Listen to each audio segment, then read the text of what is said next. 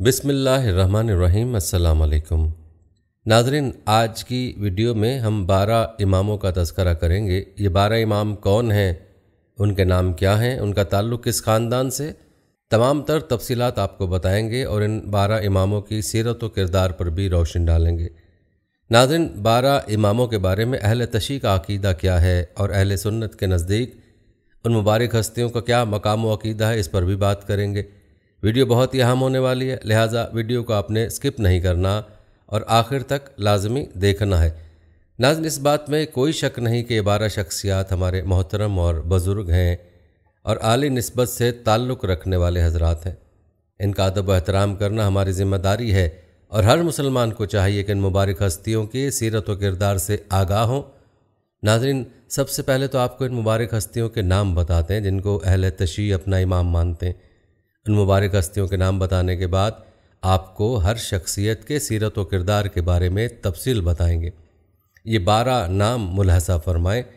حضرت علی رضی اللہ تعالیٰ عنہ، حضرت حسن رضی اللہ تعالیٰ عنہ، حضرت حسین رضی اللہ تعالیٰ عنہ، حضرت زین العابدین رحمہ اللہ، حضرت محمد باقر رحمہ اللہ، حضرت جعفر صادق رحمہ اللہ، حضرت موسیٰ کاظم رحمہ اللہ، حضرت علی رضا رحمہ اللہ، حضرت محمد تقی رحمہ اللہ، حضرت علی نقی رحمہ اللہ، حضرت حسن عسکری رحمہ اللہ، حضرت محمد مہدی رحمہ اللہ۔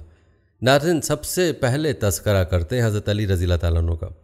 ناظرین، حضرت علی رضی اللہ تعالیٰ عنہ جو خلفائے راشدین میں چوتھے خلیفہ ہیں، ان کی شخصیت کسی تعارف کی محتاج نہیں ہے، البتہ مختصر الفاظ میں آپ کو ان کی زندگی کے حوال بتاتے ہیں۔ ناظرین، آپ رضی اللہ تعالیٰ عنہ کا اسم گرامی علی ہے اور کنیت ابو الحسن اور ابو تراب ہے اور لقب حیدر ہے۔ آپ کے والد کا نام ابو طالب ہے۔ آپ کی پیدائش 13 رجب جمعہ کے دن مکہ میں ہوئی۔ کم سینی میں بعض وجوہ کی بنا پر حضور صلی اللہ علیہ وسلم کی کفالت میں آ گئے اور دربار نبوت سے آخر تک جڑے رہے۔ 10 سال کی عمر میں اسلام قبول کیا۔ خود فرمایا کرتے تھے کہ میں نے بتوں کی پوجا کبھی نہیں کی اور آن حضرت صلی اللہ علیہ وسلم کے بعد مجھ سے پہلے کسی نے خدا کی عبادت نہیں کی۔ ابتدائی عمر سے ہی حضور سے از حد زیادہ محبت کرتے تھے۔ جب کوہ صفا پر چڑھ کر حضور نے اعلان نبوت کیا تو آپ کی آواز پر کسی نے بھی کان نہیں دھرا، مگر حضرت علی رضی اللہ تعالیٰ عنہ جو اس وقت عمر میں صرف 15 سال کے تھے، کہا گو کہ میں عمر میں چھوٹا ہوں اور مجھے آشوب چشم کا عارضہ ہے اور میری ٹانگیں پتلی ہیں، تاہم آپ کا باور دست و بازو بنوں گا۔ جس وقت آپ کی عمر 22 سال کی تھی، آپ اپنی جان کی بازی لگا کر حضور صلی اللہ علیہ وسلم کے بستر پر پوری رات لیٹے رہے اور حضور صلی اللہ علیہ وسلم ہجرت کے لیے نکل گئے۔ اس کے 3 دن بعد خود بھی حضور سے جا ملے۔ مدینہ پہنچنے کے بعد جب نبی صلی اللہ علیہ وسلم نے دعوت کا کام شروع کیا، اس میں آپ نے جو مظاہرہ کیا اور جو کارہائے نمایاں انجام دیے، وہ آپ کی زندگی کا اہم باب ہے۔ سوائے ایک جنگ کے آپ نے ہر جنگ میں شرکت کی اور داد شجاعت دی۔ غزوہ تبوک کے موقع پر حضور صلی اللہ علیہ وسلم نے آپ کو جنگ میں شرکت سے روک دیا اور اہل بیت کی حفاظت و نگرانی کے لیے مدینہ ہی میں رہنے کا حکم دیا، تو اس کا آپ کو بہت قلق ہوا، مگر حضور صلی اللہ علیہ وسلم نے یہ کہہ کر ان کے اعزاز کو بلند کیا کہ علی، تم اسے پسند نہیں کرتے کہ میرے نزدیک تمہارا وہ مقام اور درجہ ہو جو ہارون علیہ السلام کا موسیٰ علیہ السلام کے نزدیک تھا۔ ناظرین، حضرت علی کی اہمیت حضور صلی اللہ علیہ وسلم کے نزدیک کتنی تھی، اس کا اندازہ اس بات سے لگایا جا سکتا ہے کہ حضور صلی اللہ علیہ وسلم بالعموم اہم اور مشکل ترین امور کی انجام دہی کے لیے حضرت علی کو مامور فرماتے۔ حضور صلی اللہ علیہ وسلم کی وفات کے بعد خلیفہ سوم کے زمانے تک بھی اہم کارنامے اور خدمات انجام دیں اور جنگی معرکے سر کی، اور جب خود خلیفہ بنے تو باوجود پورے ملک میں بدامنی اور خلفشاری کے حالات پر قابو پائے، مگر دشمنوں نے آپ کو زیادہ دن حکومت کرنے نہیں دیا اور آپ کو شہید کر دیا۔ آپ کا انتقال 40 ہجری میں ہوا۔ آپ رضی اللہ تعالیٰ عنہ کل 4 سال 9 مہینے حکومت کر سکے۔ ناظرین، اب بات کرتے ہیں حضرت حسن رضی اللہ تعالیٰ عنہ کی، جن کو اہل تشیع اپنا دوسرا امام مانتے ہیں۔ آپ کو بتاتے چلے کہ حضرت امام حسن 15 رمضان 3 ہجری کی شب کو مدینہ منورہ میں سورہ کوثر کی پہلی تفسیر بن کر صحن علی المرتضیٰ و فاطمہ زہرا میں تشریف لائے۔ رسول خدا صلی اللہ علیہ وسلم کے لیے امام حسن کی آمد بہت بڑی خوشی تھی، کیونکہ جب مکہ مکرمہ میں رسول کریم صلی اللہ علیہ وسلم کے بیٹے یکے بعد دیگرے رحلت فرماتے رہے تو مشرکین طعنے دیتے اور آپ کو بڑا صدمہ پہنچتا۔ مشرکین کو جواب کے لیے قرآن مجید میں سورہ کوثر نازل ہوئی، جس میں آپ کو خوشخبری دی گئی ہے کہ خدا نے آپ کو کثرت اولاد عطا فرمائی ہے اور مقتول نسل آپ صلی اللہ علیہ وسلم نہیں ہوں گے بلکہ آپ کا دشمن ہوگا۔ یاد رہے کہ دنیا میں ہر انسان کی نسل اس کے بیٹے سے ہے، لیکن کائنات کی اشرف ترین ہستی سرور کونین حضرت محمد مصطفیٰ صلی اللہ علیہ وسلم کی نسل کا ذریعہ ان کی بیٹی حضرت فاطمہ زہرا یعنی امام حسن و حسین کو قرار دیا گیا، اور یہی وجہ ہے کہ جب بھی اہل بیت کا تذکرہ آتا ہے تو سر فہرست خاندان فاطمی کا ذکر ہوتا ہے۔ اس حوالے سے حضرت عمر ابن خطاب اور حضرت جابر ابن عبداللہ انصاری روایت کرتے ہیں کہ رسول اللہ صلی اللہ علیہ وسلم نے فرمایا ہر عورت کی اولاد کا نسب اس کے باپ کی طرف ہوتا ہے سوائے اولاد فاطمہ کے، میں ہی ان کا نسب ہوں اور میں ہی ان کا باپ ہوں۔ حضرت عمر سے بھی یہ روایت ہے کہ رسول اللہ صلی اللہ علیہ وسلم نے فرمایا کہ قیامت کے دن ہر نسب منقطع ہو جائے گا سوائے میرے نسب اور رشتے کے، یعنی سوائے اولاد فاطمہ کے۔ ناظرین، یاد رہے کہ نصاری نجران کے ساتھ مباہلے کے لیے بھی رسول خدا امام حسن حسین کو اپنے فرزندان کے طور پر ساتھ لے کر گئے تھے، جس پر قرآن کی آیت بھی گواہ ہے۔ بحار الانوار میں ہے کہ جب امام حسن سرور کائنات کی خدمت میں لائے گئے تو حضرت صلی اللہ علیہ وسلم نے نوزائیدہ بچے کو آغوش میں لے کر پیار کیا اور داہنے کان میں اذان اور بائیں کان میں اقامت فرمانے کے بعد اپنی زبان ان کے منہ میں دے دی۔ امام حسن اسے چوسنے لگے۔ اس کے بعد آپ نے دعا کی، خدایا اس کو اور اس کی اولاد کو اپنی پناہ میں رکھنا۔ ولادت کے 7ویں دن سرکار کائنات نے خود اپنے دست مبارک سے عقیقہ فرمایا اور بالوں کو منڈوا کر اس کے ہم وزن چاندی صدقہ کی۔ اس کے بعد حضرت صلی اللہ علیہ وسلم نے حضرت علی رضی اللہ عنہ سے پوچھا، آپ نے اس بچے کا کوئی نام بھی رکھا؟ امیر المومنین نے عرض کی، آپ صلی اللہ علیہ وآلہ وسلم پر سبقت میں کیسے کر سکتا تھا؟ پیغمبر صلی اللہ علیہ وسلم نے فرمایا، میں بھی خدا پر کیسے سبقت کر سکتا ہوں؟ چند ہی لمحوں کے بعد جبریل علیہ السلام پیغمبر صلی اللہ علیہ وسلم کی خدمت میں وحی لے کر آ گئے اور کہا، خداوند عالم ارشاد فرماتا ہے کہ اس بچے کا نام حسن رکھیے۔ ناظرین، ماہرین علم الانساب بیان کرتے ہیں کہ خداوند عالم نے خاتون جنت حضرت فاطمہ زہرا کے دونوں شہزادوں کا نام انظار عالم سے پوشیدہ رکھا تھا، یعنی ان سے پہلے حسن و حسین نام سے کوئی موسوم نہ ہوا تھا۔ ناظرین، نبی کریم صلی اللہ علیہ وسلم کی نواسوں سے محبت اور اللہ کے نزدیک مقام کا انداز صدی سے مبارکہ سے لگایا جا سکتا ہے۔ روایت ہے کہ رسول کریم صلی اللہ علیہ وسلم نماز عشاء ادا کرنے کے لیے باہر تشریف لائے اور آپ صلی اللہ علیہ وسلم اس وقت حضرت امام حسن اور امام حسین کو گود میں اٹھائے ہوئے تھے۔ آپ صلی اللہ علیہ وسلم نماز کی امامت کے لیے آگے بڑھے، ان کو زمین پر بٹھلایا، پھر نماز کے واسطے تکبیر فرمائی۔ آپ صلی اللہ علیہ وسلم نے نماز کے درمیان ایک سجدے میں تاخیر فرمائی تو میں نے سر اٹھایا تو دیکھا کہ صاحبزادے یعنی رسول کریم صلی اللہ علیہ وسلم کے نواسے آپ صلی اللہ علیہ وسلم کی پشت مبارک پر ہیں، اور اس وقت آپ صلی اللہ علیہ وسلم حالت سجدہ میں ہیں۔ پھر میں سجدے میں چلا گیا۔ جس وقت آپ صلی اللہ علیہ وسلم نماز سے فارغ ہو گئے تو لوگوں نے عرض کیا کہ یا رسول اللہ، آپ نے نماز کے دوران ایک سجدہ ادا فرمانے میں تاخیر کیوں فرمائی؟ آپ صلی اللہ علیہ وسلم نے فرمایا، ایسی کوئی بات نہ تھی، میرے نواسے مجھ پر سوار ہوئے تو مجھ کو برا محسوس ہوا کہ میں جلدی اٹھ کھڑا ہوں اور ان کی مراد یعنی کھیلنے کی خواہش مکمل نہ ہو۔ سبحان اللہ، کیا شان اللہ تعالیٰ نے ان ہستیوں کو عطا فرمائی کہ جن کو آغوش رسول میں پرورش پانے کی سعادت نصیب ہوئی، جن کو نبی کریم صلی اللہ علیہ وسلم کی محبت اور پیار نصیب ہوا۔ حضرت برا بن عازب سے روایت ہے کہ میں نے دیکھا کہ نبی کریم صلی اللہ علیہ وسلم نے حضرت حسین بن علی کو اپنے مبارک کندھے پر اٹھایا ہوا تھا اور آپ صلی اللہ علیہ وآلہ وسلم فرما رہے تھے، اے اللہ، میں اس سے محبت کرتا ہوں، پس تو بھی اس سے محبت فرما۔ ایک اور مقام پر حضرت ابو ہریرہ سے روایت ہے کہ رسول کریم صلی اللہ علیہ وسلم کا ارشاد ہے، جس نے ان دونوں یعنی حسن و حسین سے محبت کی اس نے مجھ سے محبت کی، اور جس نے ان دونوں سے بغض رکھا اس نے مجھ سے بغض رکھا۔ ناظرین، حضرت انس سے روایت ہے کہ رسول اللہ صلی اللہ علیہ وسلم سے پوچھا گیا کہ اپنے اہل بیت سے آپ کو سب سے پیارا کون ہے؟ فرمایا حسن اور حسین۔ آپ صلی اللہ علیہ وسلم حضرت فاطمہ سے فرمایا کرتے، میرے دونوں بیٹوں کو میرے پاس لاؤ، پھر آپ دونوں کو سونگھا کرتے اور انہیں اپنے ساتھ لپٹا لیا کرتے۔ حضرت ابن عمر سے روایت ہے کہ حضور اکرم صلی اللہ علیہ وسلم نے فرمایا، حسن اور حسین دونوں دنیا سے میرے دو پھول ہیں۔ ناظرین، سیدہ فاطمہ رضی اللہ تعالیٰ عنہ سے روایت ہے کہ وہ حضرت حسن اور حضرت حسین کو رسول کریم صلی اللہ علیہ وسلم کے مرض الوصال کے دوران آپ صلی اللہ علیہ وآلہ وسلم کی خدمت میں لائی اور عرض کی، یا رسول اللہ، انہیں اپنی وراثت میں سے کچھ عطا فرمائے۔ رسول کریم صلی اللہ علیہ وسلم نے فرمایا، حسن میری ہیبت اور سرداری کا وارث ہے اور حسین میری جرت اور سخاوت کا وارث ہے۔ یاد رہے کہ انبیاء کی وراثت دنیا نہیں ہوتی بلکہ دین ہوا کرتی ہے، اسی لیے علماء کو انبیاء کا وارث کہا جاتا ہے۔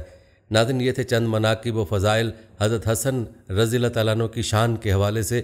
آپ کو بتاتے چلیں کہ امام حسن مجتبیٰ نے 7 سال اور کچھ مہینے تک اپنے نانا رسول خدا کا زمانہ دیکھا اور آن حضرت صلی اللہ علیہ وسلم کی آغوش محبت میں پرورش پائی۔ نبی اکرم صلی اللہ علیہ وسلم کی رحلت کے بعد جو حضرت فاطمہ زہرا کی شہادت سے 3 سے 6 مہینے پہلے ہوئی، آپ اپنے والد ماجد کی زیر تربیت آ گئے تھے۔ فرزند رسول امام حسن مجتبیٰ اپنے والد گرامی کی شہادت کے بعد امامت کے درجے پر فائز ہوئے، اس کے ساتھ خلافت اسلامیہ پر بھی متمکن ہوئے اور تقریباً 6 ماہ تک آپ نے امور مملکت کا نظم و نسق سنبھالا۔ آپ کا عہد بھی خلفائے راشدین میں شمار کیا جاتا ہے۔ امام زین العابدین فرماتے ہیں کہ امام حسن زبردست عابد، بے مثل زاہد، افضل ترین عالم تھے۔ آپ نے جب بھی حج فرمایا پیدل فرمایا، کبھی کبھی پابرہنہ حج کے لیے جاتے تھے۔ آپ اکثر یاد خداوندی میں گریا کرتے تھے۔ جب آپ وضو کرتے تھے تو آپ کے چہرے کا رنگ زرد ہو جایا کرتا تھا، اور جب نماز کے لیے کھڑے ہوتے تھے تو بید کی مثل کانپنے لگتے تھے۔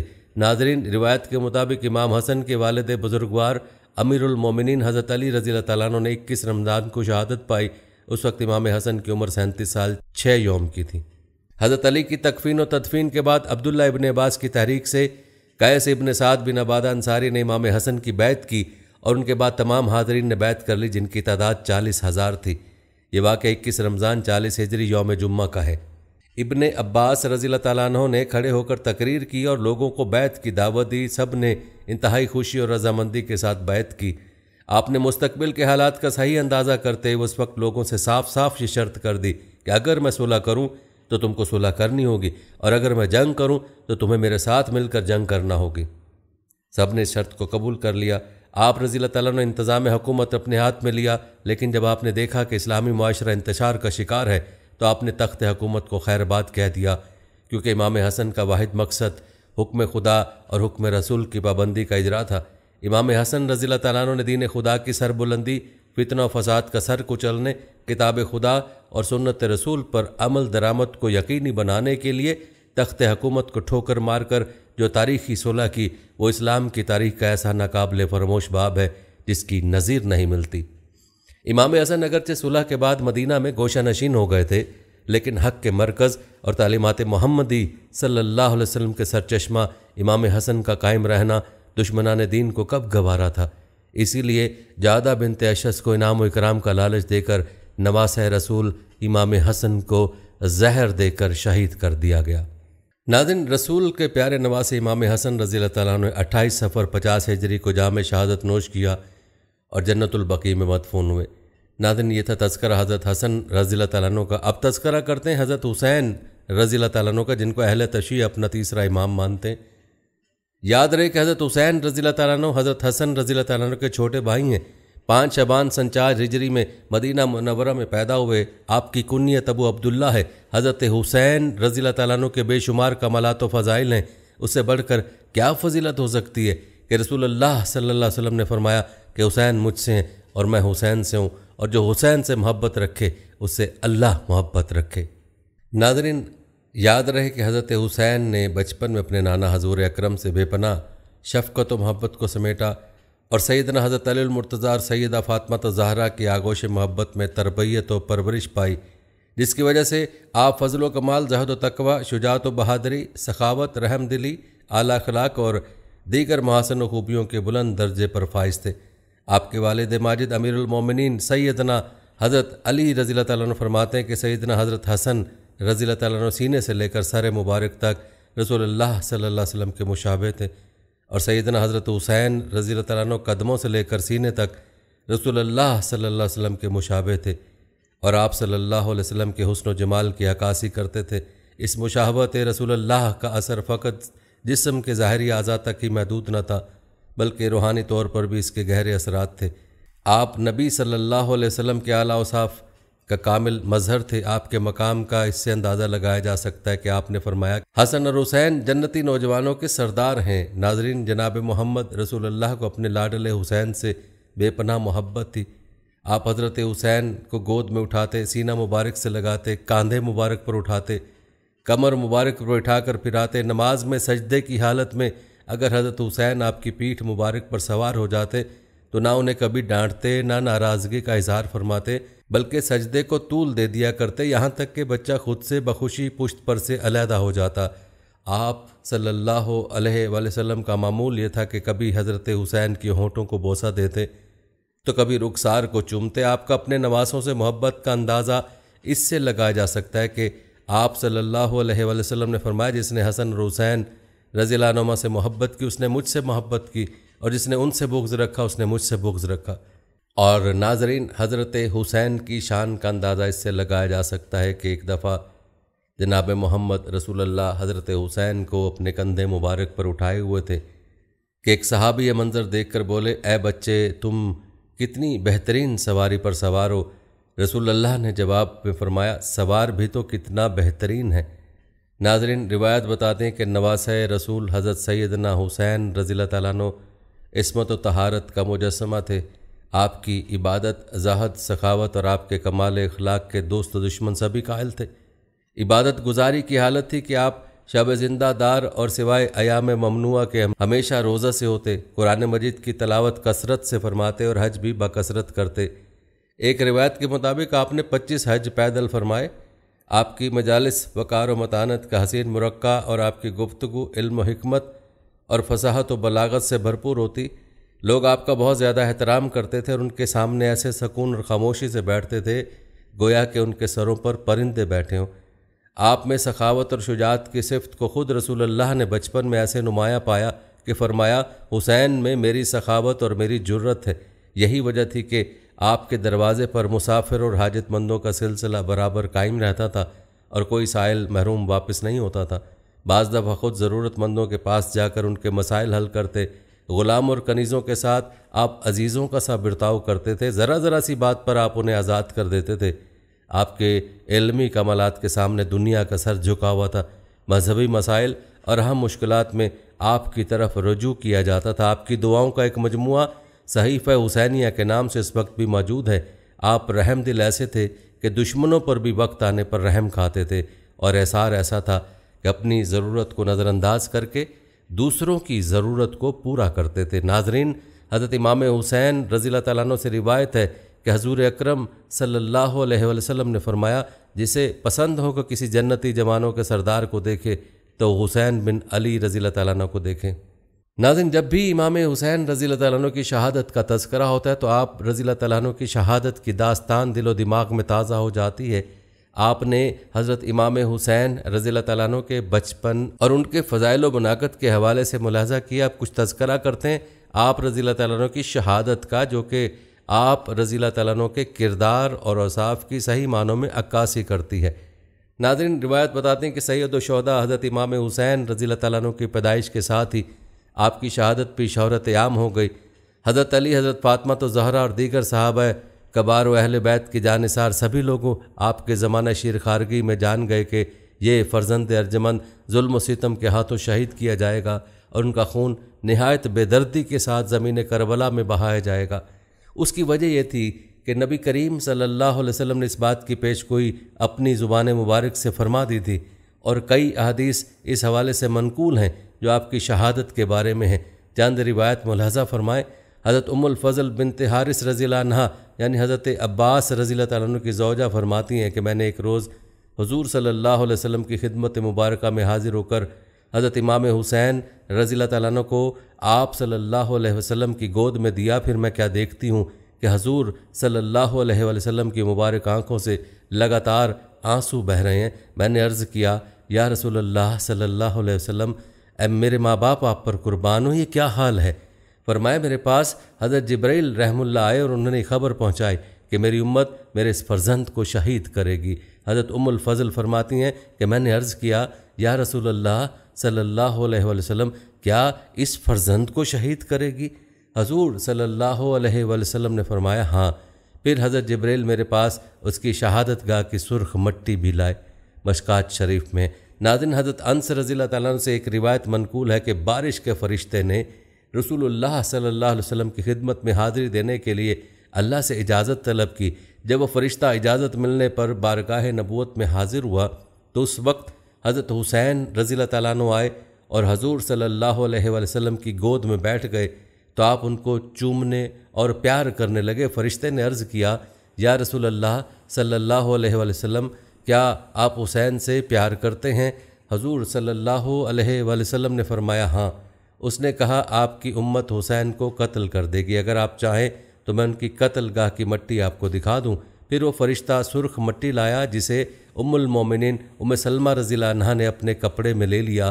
اسی طرح کی ایک روایت میں ہے کہ حضور صلی اللہ علیہ وسلم نے فرمایا، اے ام سلمہ، جب یہ مٹی خون بن جائے تو سمجھ لینا کہ میرا بیٹا حسین شہید کر دیا گیا۔ حضرت ام سلمہ رضی اللہ عنہا فرماتی ہیں کہ میں نے اس مٹی کو ایک شیشی میں بند کر لیا، جو حضرت حسین رضی اللہ تعالیٰ عنہ کی شہادت کے دن خون ہو گئی۔ ناظرین، یہ تھی چند روایت امام حسین رضی اللہ تعالیٰ عنہ کی شہادت کی پیش گوئی کے حوالے سے، اس مقام کے حوالے سے جو آپ کی جائے شہادت تھی، جہاں پر آپ رضی اللہ تعالیٰ عنہ کو بے دردی کے ساتھ قتل کیا گیا تھا۔ ناظرین، امام حسین رضی اللہ تعالیٰ عنہ کی فضیلت کے لیے یہی کافی ہے کہ امام الانبیاء حضور صلی اللہ علیہ وسلم نے انہیں اسی دنیا میں نہ صرف جنتی ہونے کی بشارت دی، بلکہ نوجوان جنتیوں کا سردار قرار دیا۔ ان کی محبت کو ایمان کا حصہ بتاتے ہوئے یہ فرمایا کہ اے خدا، میں حسین سے محبت رکھتا ہوں، تو بھی ان سے محبت فرما، اور جو کوئی حسن و حسین سے محبت رکھے ان سے تو بھی محبت فرما۔ بے شک ہر مسلمان ان سے محبت رکھتا ہے، اور محبت کی سب سے بڑی علامت یہی ہے کہ ہر نماز میں درود شریف میں نبی رحمت صلی اللہ علیہ وسلم کے ساتھ ان کی آل و اولاد پر بھی درود بھیجا جاتا ہے۔ ناظرین، اب ذکر کرتے ہیں حضرت محمد باقر رحمہ اللہ کا، جو اہل تشیع کے 5ویں امام ہیں۔ آپ حضرت زین العابدین رحمہ اللہ کے بیٹے ہیں۔ آپ باپ کی طرف سے حسینی ہیں اور والدہ کی طرف سے حسنی ہیں، یعنی آپ کو دونوں نسبتیں حاصل ہیں۔ آپ کی ولادت مدینہ منورہ میں صفر کے مہینے میں 57 ہجری کو ہوئی۔ آپ کا مبارک نام محمد، کنیت ابو جعفر اور القابات باقر، شاکر اور ہادی ہیں۔ آپ رحمۃ اللہ علیہ حضرت بی بی فاطمہ رضی اللہ عنہا کے دل کے چین، حضرت امام حسین رضی اللہ تعالیٰ عنہ کے پوتے اور امام زین العابدین رحمہ اللہ علیہ کے شہزادے ہیں۔ آپ رحمۃ اللہ علیہ کو باقر کہنے کی وجہ السوائق المحرکہ میں یہ بیان کی گئی ہے کہ بکر الارض زمین پھاڑنے اور اس کے چھپے خزانوں کے نکالنے کو کہتے ہیں۔ اسی طرح آپ رحمۃ اللہ علیہ نے اللہ پاک کے احکامات کے اندر راز و معرفت کے چھپے خزانوں کو ظاہر فرما کر ان کی حکمتیں بیان فرمائیں۔ مزید یہ بھی ہے کہ باقر علم کو چیرنے والے کو کہتے ہیں، چونکہ آپ وسیع العلم یعنی بہت زیادہ علم رکھنے والے تھے، لہذا آپ کو باقر کہا گیا۔ روایت کے مطابق حضرت امام باقر رحمۃ اللہ علیہ کے 4 صاحبزادے اور 3 صاحبزادیاں تھیں، اور ایک قول کے مطابق 5 صاحبزادے اور 2 صاحبزادیاں تھیں۔ ناظرین، یاد رکھیں، صحابہ کرام اور اہل بیت کی محبت راہ نجات ہے۔ بروز قیامت شفاعت مصطفیٰ سے حصہ پانے کے لیے صحابہ کرام اور اہل بیت طہار کی غلامی کا پٹا گلے میں ہونا ضروری ہے۔ اس لیے چاہیے کہ ہم اہل بیت کے ان شہزادوں کے ساتھ محبت اور عقیدت رکھیں اور ان کی تعلیمات پر عمل پیرا ہوں۔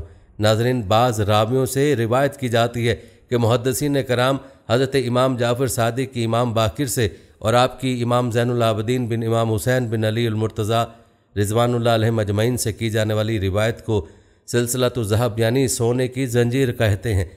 حضرت عبداللہ بن عطا رحمۃ اللہ علیہ فرماتے ہیں، میں نے امام باقر رحمۃ اللہ علیہ کے علاوہ علماء میں سے ایسے کوئی نہیں دیکھا جس کے پاس علماء کا علم بھی کم پڑ جائے۔ میں نے حکم بن عینہ کو ان کی خدمت میں اس طرح بیٹھے دیکھا گویا طالب علم ہو۔ ناظرین، جہاں تک آپ کی وفات کا ذکر ہے تو حضرت باقر رحمہ اللہ کی وفات میں اختلاف ہے۔ ابن کثیر رحمہ اللہ نے آپ کی وفات 115 ہجری ذکر کی ہے۔ آپ کی عمر 63 سال تھی۔ روایت کے مطابق آپ کو زہر دیا گیا جس سے آپ کا انتقال ہوا اور آپ جنت البقیع میں مدفون ہیں۔ ناظرین، یہ تھا تذکرہ اہل تشیع کے 5ویں امام حضرت امام باقر رحمہ اللہ کا۔ اب ذکر کرتے ہیں حضرت جعفر صادق رحمہ اللہ کا۔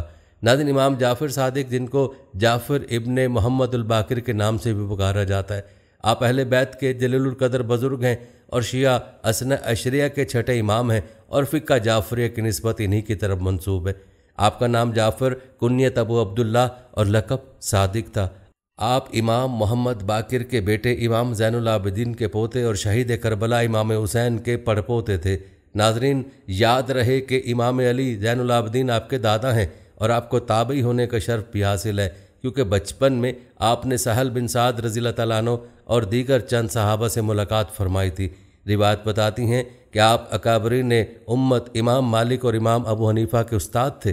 انہوں نے آپ سے احادیث روایت کی ہیں۔ آپ کی والدہ محترمہ سیدہ ام فروا ابو بکر صدیق رضی اللہ تعالیٰ عنہ کی پڑپوتی بھی تھیں اور پڑنواسی بھی، اس لیے آپ فرمایا کرتے تھے کہ مجھے ابو بکر صدیق سے دوسری ولادت ہونے کا شرف حاصل ہے۔ ناظرین، آپ کا قول ہے کہ نیکی تین اوصاف کے بغیر کامل نہیں ہو سکتی۔ ایک یہ کہ تو اپنی ہر نیکی کو معمولی سمجھے، دوسرا اس کو چھپائے، اور تیسرا اس میں جلدی کرے۔ ناظرین، جہاں تک امام جعفر صادق کی ولادت کی بات ہے تو 17 ربیع الاول 80 ہجری بمطابق 20 اپریل 702 کو آپ کی ولادت مدینہ منورہ میں ہوئی۔ روایت بتاتی ہیں کہ 12 برس آپ نے اپنے جد بزرگوار امام زین العابدین کے زیر سایہ تربیت پائی۔ شہادت امام حسین کے بعد سے 35 برس امام زین العابدین کا مشغلہ عبادت الہی اور اپنے مظلوم باپ سید الشہداء کو رونے کی سوار کچھ نہ تھا۔ واقعہ کربلا کو ابھی صرف 22 برس گزرے تھے۔ اس مدت میں کربلا کا عظیم الشان واقعہ اپنے تاثرات کے لحاظ سے ابھی کل ہی کی بات معلوم ہوتا تھا۔ امام جعفر صادق نے آنکھ کھولی تو اسی غم و اندوہ کی فضا میں شب و روز شہادت حسین کا تذکرہ، اس غم میں نوح و ماتم اور گریہ و بکا کی آوازوں نے ان کے دل و دماغ پر وہ اثر قائم کیا کہ جیسے وہ خود واقع کربلا میں موجود تھے۔ پھر جب وہ یہ سنتے تھے کہ ان کے والد بزرگوار امام محمد باقر بھی کم سنی ہی کے دور میں اس جہاد میں شریک تھے تو ان کے دل کو احساس بہت صدمہ پہنچاتا ہوگا کہ خاندان عصمت کی موجودہ افراد میں ایک میں ہی ہوں جو اس قابل فخر یادگار مارکہ ابتلا میں موجود نہ تھا۔ چنانچہ اس کے بعد ہمیشہ اور عمر بھر امام جعفر صادق نے جس طرح اپنے جد مظلوم امام حسین کی یاد کو قائم رکھنے کی کوشش کی ہے وہ اپنی مثال ہے۔ 95 ہجری میں 12 برس کی عمر میں امام زین العابدین کا سایہ سر سے اٹھا۔ اس کے بعد 19 برس آپ نے اپنے والد امام محمد باقر کے دامن تربیت میں گزارے۔ یہ وہ وقت تھا جب سیاست بنی امیہ کی بنیادیں ہل چکی تھیں اور امام محمد باقر کی طرف فیوز علمی حاصل کرنے کے لیے خلائق رجوع کر رہی تھی۔ اس وقت اپنے پدر بزرگوار کی مجلس درس میں امام جعفر صادق ایک وہ طالب علم تھے جو قدرت کی طرف سے علم کے سانچے میں ڈھال کر پیدا کیے گئے تھے۔ آپ سفر اور حضرت دونوں میں اپنے والد بزرگوار کے ساتھ رہتے تھے۔ چنانچہ ہشام بن عبد الملک کی طلب پر امام محمد باقر کے ساتھ تھے۔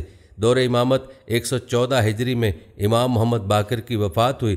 اب امامت کی ذمہ داریاں امام جعفر صادق پر عائد ہوئیں۔ روایت کے مطابق اس وقت دمشق میں ہشام بن عبد الملک کی سلطنت تھی۔ اس زمانہ سلطنت میں ملک میں سیاسی خلفشار بہت زیادہ ہو چکا تھا۔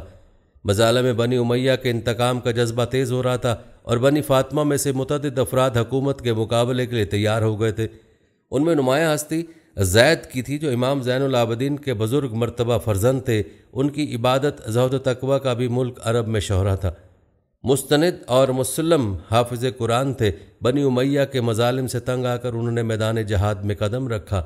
ناظرین، روایت بتاتے کہ امام جعفر صادق کی حیات طیبہ میں سادات کے لیے حالات اچھے نہیں تھے۔ ان حالات کی تفصیل اس ویڈیو میں بیان نہیں ہو سکتی، البتہ آپ کو بتاتے چلے کہ ان تمام ناگوار حالات کے باوجود امام جعفر صادق خاموشی کے ساتھ علوم اہل بیت کی اشاعت میں مصروف رہے، اور اس کا نتیجہ یہ تھا کہ وہ لوگ بھی بحیثیت امامت حقہ آپ کی معرفت نہ رکھتے تھے یا اسے تسلیم کرنا نہیں چاہتے تھے، وہ بھی آپ کی علمی عظمت کو مانتے ہوئے آپ کے حلقہ درس میں داخل ہونے کو فخر سمجھتے تھے۔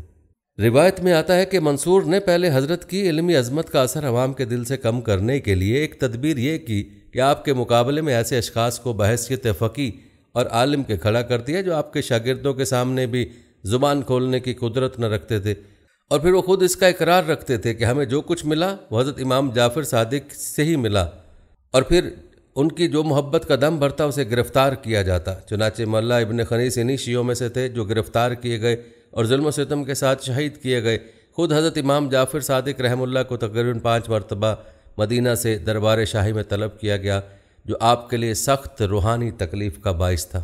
یہ اور بات ہے کہ کسی بار بھی آپ کے خلاف کوئی بہانہ اسے ایسا نہ مل سکا کہ آپ کو قتل یا قید کیے جانے کا حکم دیتا، بلکہ سلسلے میں عراق کے اندر ایک مدت کے قیام سے علوم اہل بیت رحمہ اللہ کے اشاعت کا حلقہ وسیع ہوا۔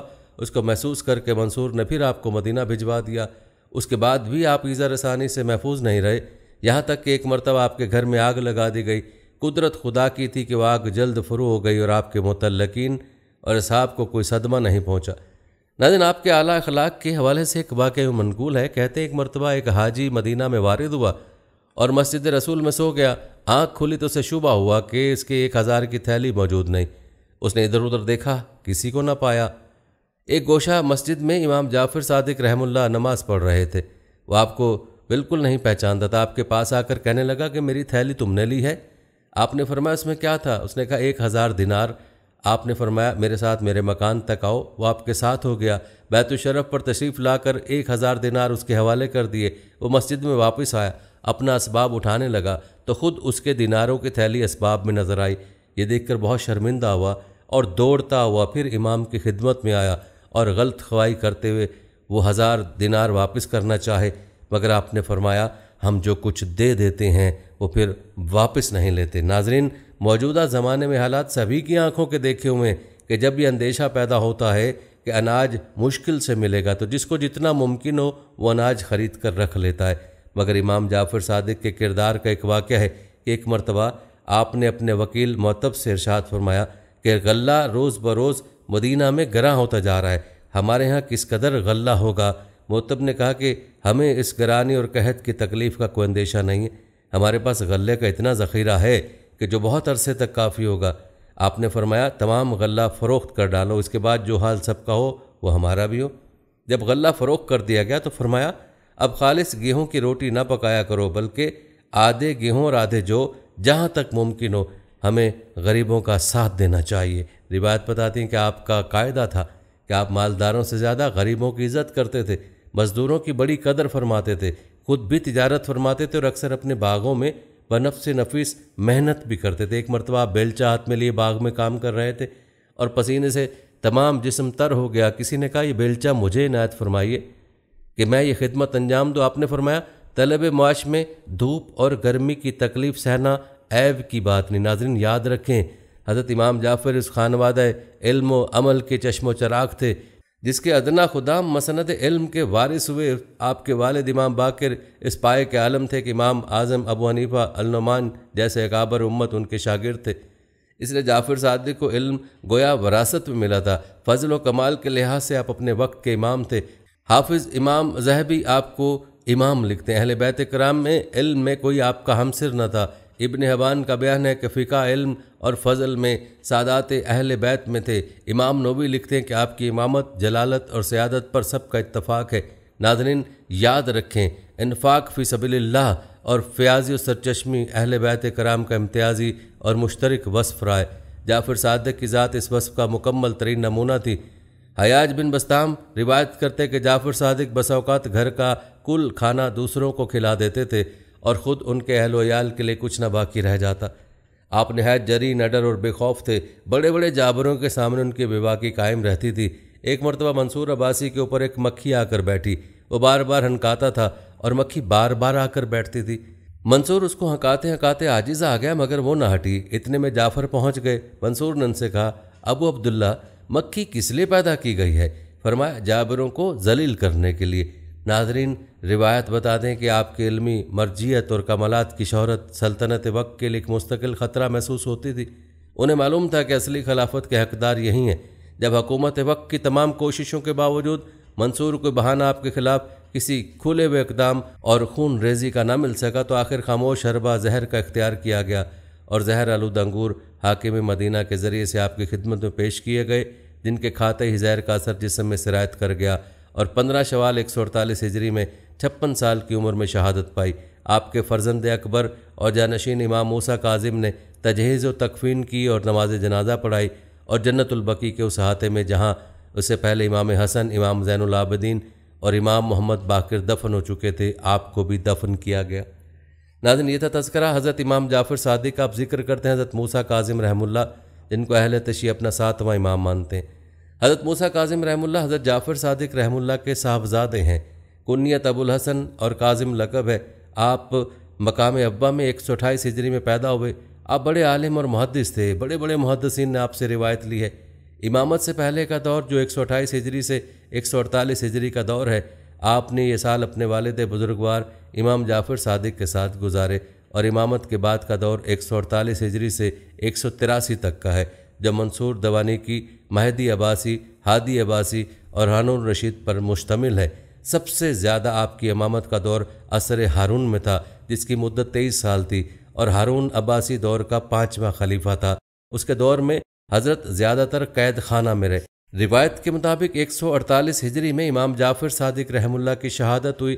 اس وقت سے حضرت امام موسیٰ کاظم رحم اللہ بذات خود فرائض امامت کے ذمہ دار ہوئے۔ اس وقت سلطنت عباسیہ کے تخت پر منصور دواقی غاصبانہ طور پر بیٹھا ہوا تھا۔ یہ وہی ظالم بادشاہ تھا جس کے ہاتھوں سے لاتعداد سادات مظالم کا نشانہ بن چکے تھے اور تلوار کی گھاٹ اتار دیے گئے یا دیواروں میں چنوا دیے گئے یا قید میں رکھے گئے تھے۔